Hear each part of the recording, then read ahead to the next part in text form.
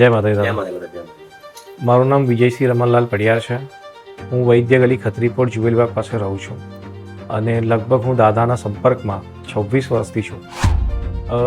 દાદા જ્યારે અમારા ઘરે પધરામણી કરી તે ટાઈમે અમારા ઘરનું તમામ દિશાઓ, ખૂણાઓ બધું જ એમને તપાસ્યું અને તે ટાઈમે અમારું ઘર નવું નિર્માણ થઈ રહ્યું હતું અને સારું એવું મેં first floor, second floor develop કર્યું હતું. પણ દાદા એવું કીધું કે નૈઋત્ય ખૂણાના અંદર રસોડું છે તો બેટા સારું નહીં રહે.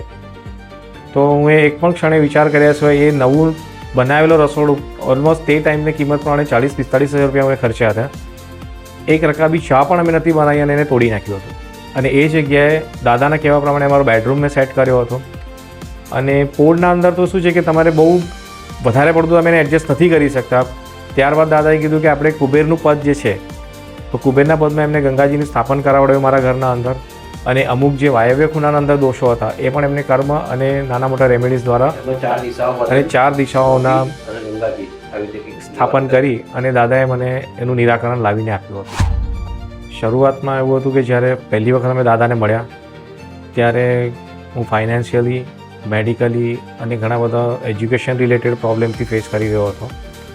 પણ જેમ જેમ દાદાએ માર્ગદર્શન આપતા ગયા અને એમને જે કર્મ કરવા માટે કીધું હતું એનાથી ઘરના અંદર રહેલા ઘણા બધા દૂષણો, કલેશ દૂર થયા. જે તે ટાઈમે જે ઘટના બનવાની હતી એ બધી બની ગઈ. પણ દાદાના માર્ગદર્શન હેઠળ અમે ઘરમાં જે કંઈ ચેન્જીસ કરાયા એનાથી આજે ઘણું સારું છે. ઘરના દરેક સભ્યનું સ્વાસ્થ્ય સારું છે. મારા આવકના સ્ત્રોત પણ સારા એવા છે. જે પહેલાં હું વ્યાજે લાવીને મારે ધંધો કરવો પડતો અથવા માંદગીમાં મારે વ્યાજે પૈસા લાવીને કામ કરવાનું રહેતું હતું. જેના બદલે આજે ભગવાનની દયાથી નાની મોટી સંસ્થાઓમાં યથાશક્તિ આપણે નાનું મોટું કર્મ કરી રહ્યા છે. જે હું એવું જ કહીશ કે દાદાના સંપર્કમાં આવ્યા પછી આટલું પોઝિટિવ અને સકારાત્મક ઉર્જા અમારા ઘરમાં છે. પોળનું ઘર છે એટલે બહુ ઝાઝું તોડફોડ કરી શકાય એમ હતું નહીં.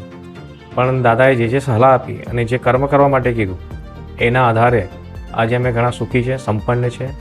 અને મારા અનુભવ બાદ હું મારા બીજા 3 થી 4 મિત્રોના ઘરે દાદાની પધરામણી કરાવી અને એમને જે પણ પ્રોબ્લેમ હતા, જે કંઈ પણ સમસ્યા હતી કે બાળકના લગ્ન ન થતા હોય અથવા એમને જોબ છૂટી ગઈ હોય તો એ બધું વસ્તુનું નિરાકરણ દાદાએ લાવીને આપ્યું છે.